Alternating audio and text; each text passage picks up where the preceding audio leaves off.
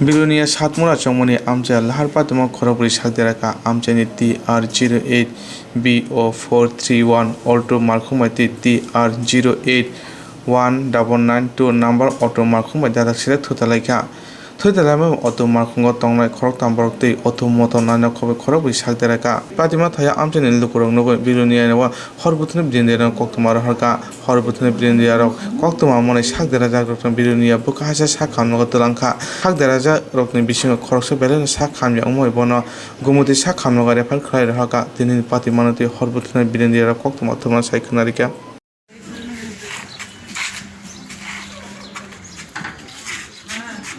খবরটা সঙ্গে সঙ্গে সাতপুরা চৌমনি গেছি।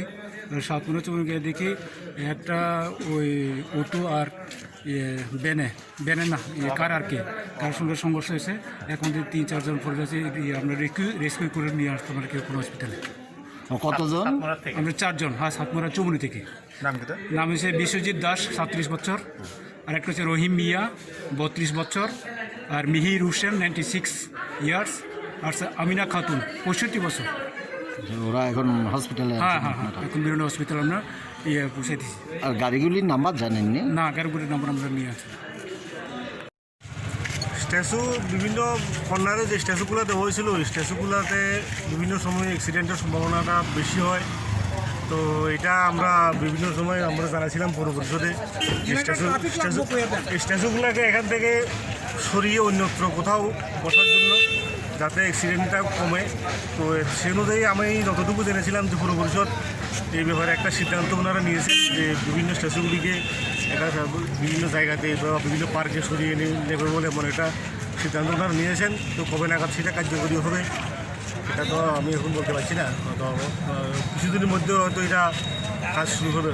আচ্ছা, এটা তো চৌমুয়ানি না?